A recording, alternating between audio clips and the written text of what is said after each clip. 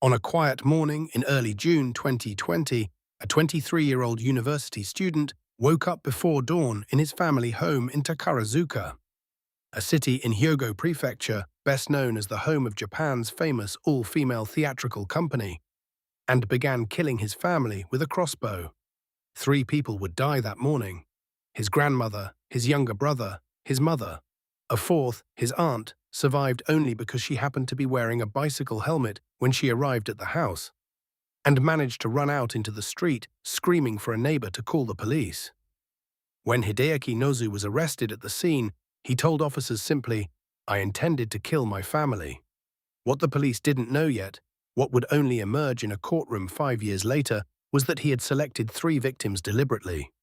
He had concluded it said that in Japan you need to kill at least 3 people to qualify for the death penalty. He wanted to be executed. He killed 3 family members in order to arrange his own death through the legal system. He did not get the death penalty. He received life imprisonment instead. And this, the crime, the calculation behind it, and the verdict that denied him what he'd sought, is the story of the Takarazuka Crossbow Familicide.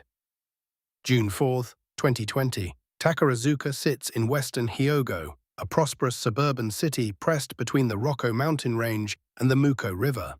It is, by most measures, the kind of place where nothing like this happens. At around 5 in the morning, while the house was still dark and quiet, Hideaki Nozu picked up a crossbow, a compact model just over 50 centimeters in length, and walked to his grandmother's room. Yoshimi Nozu was 75 years old. He shot her in the back of the head. She died immediately. According to news reports, Nozu then moved her body upstairs and wiped the blood from where she had fallen.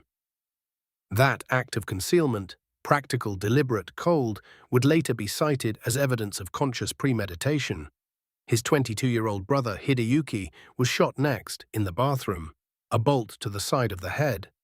Reports indicate that Nozu then left the house for a time, returned at around 8:30 in the morning, and found his brother still alive.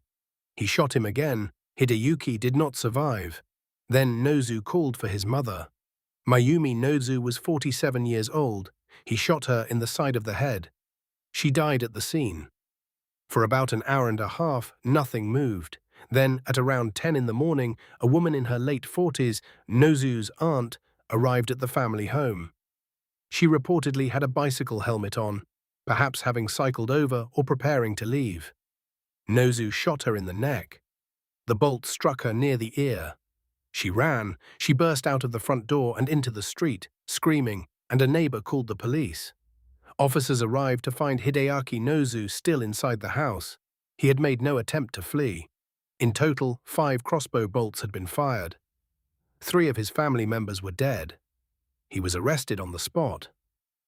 The weapon Nozu used was, in June 2020, entirely legal to own in Japan. No permit, no registration, no background check. Crossbows occupied a gap in the country's otherwise tightly regulated weapons framework. Firearms required extensive licensing, and certain blades were restricted by length. But crossbows were classified as sporting equipment, available over the counter and through online retailers to anyone over 18. You could buy one the same way you bought archery gear. Nozu had done exactly that. The crossbow was his, lawfully obtained, sitting in the house. The attack itself was not impulsive. The timeline runs from approximately 5 in the morning to just after 10. 5 hours across multiple acts. The movement of his grandmother's body, the wiping of blood, the departure from the house and return, the methodical progression from one family member to the next. When police investigators reviewed the events, they found a pattern of deliberate, staged action. Not a sudden explosion of violence, but something closer to a plan being executed. Nozu was calm at arrest. He acknowledged immediately what he had done. He did not contest the facts. What the investigation still needed to establish was the motive, and for that they would have to wait for a trial that wouldn't begin for years. At his trial before the Kobe District Court in 2025, a lay judge trial where ordinary citizens sit alongside professional judges to weigh serious criminal cases, the prosecution established 2 layers to Nozu's motive. The first was resentment. Nozu harbored deep, accumulated resentment toward his family. The precise nature of that resentment, what had happened between them, what had built up over the years, was not fully explored in English-language reporting of the trial. But the emotion was not in dispute. He had grievances against the people closest to him, and those grievances had been sitting there, hardening for a long time. The second layer was stranger and in some ways more troubling than the resentment itself. Nozu told the court that he had chosen to kill 3 family members. Not 2, not 1, but 3, in part because he wanted to receive the death penalty. It said that he had researched Japan's capital punishment thresholds and concluded that killing 3 people was the number that would qualify. One court report noted he told the court he had learned at school that 3 murders was enough. So he killed 3. He was not fleeing his crime. He was designing it to end his own life, through the one mechanism he believed would deliver that result. The prosecution took the position that Nozu bore full criminal responsibility.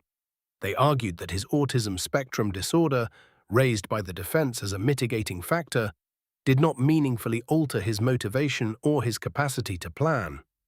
The acts were premeditated, the targets were chosen, and the execution, methodical, spread across 5 hours, reflected deliberate intent. The prosecution sought the death penalty. The defense asked for a prison sentence of 25 years, arguing that the disorder had bearing on how Nozu perceived his situation and made decisions. On October 31, 2025, Judge Chiwaki Matsuda of the Kobe District Court sentenced Hideaki Nozu to life imprisonment. The developmental disorder was cited as a reason for not imposing death. Let me be clear about what this section is and isn't. Nothing here is a clinical diagnosis. We are working from courtroom summaries and news reports, not psychiatric records. What we can do is look at the shape of what happened and think carefully about it. Nozu's autism spectrum disorder is a documented part of the case. The court acknowledged it. The defense argued for it. The prosecution disputed its relevance. The judge found it meaningful enough to be a mitigating factor, though not enough to meet the defense's request. None of that tells us, from outside the trial record, exactly what the assessment said, or how severe it was. So I'll leave it where it is, something the court took seriously and something that shaped the sentencing. What's harder to look away from is the structure of his stated intent. Nozu killed his family because he wanted to die. He believed, whether correctly or incorrectly, that the legal system would kill him for it. He engineered the conditions he thought were required. In that sense, this case belongs to a category that researchers sometimes call suicide by proxy, using another person's action, or in this case a state mechanism, to accomplish what the person feels unable to accomplish themselves. In Japan, where suicide rates have historically been high, and where the death penalty exists and is actually carried out, that particular calculation has a specific gravity.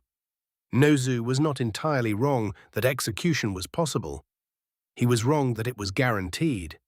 And the irony of the outcome, sentenced to life, denied the exit he had sought, now facing decades of the continued existence he apparently wanted to end, is not something the justice system is designed to resolve. What made the resentment so heavy that it reached this point? The sources we have don't say. Families contain things the outside world doesn't see. What's documented is that the bitterness existed, that it was severe, and that at some point Nozu merged it with a calculation about state violence and decided to act on both at once. That convergence, resentment plus a belief that death was available through this specific route, is what made the crime possible. Separately, neither element might have produced this outcome. Together, they did. And 3 people who had nothing to do with either Nozu's psychological state or the legal system's thresholds for capital punishment were dead by 10 in the morning. Hideaki Nozu is now serving a life sentence in a Japanese prison.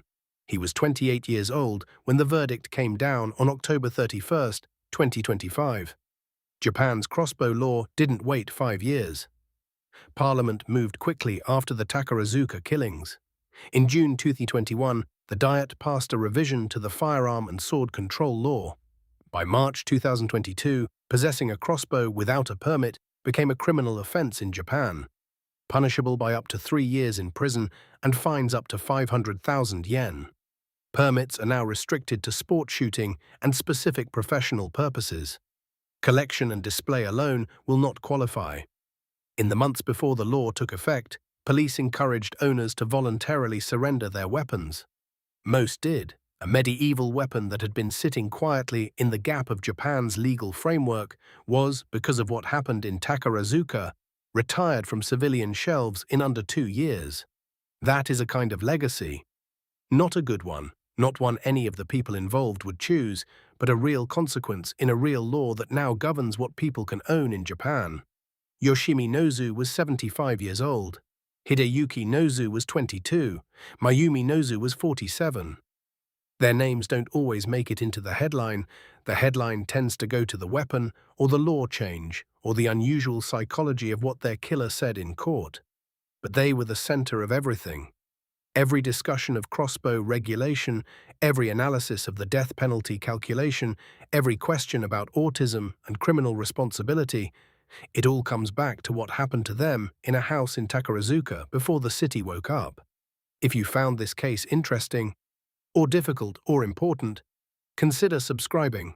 New episodes come out regularly, covering cases that shaped Japan in ways that are still playing out. We'll be back with another one soon.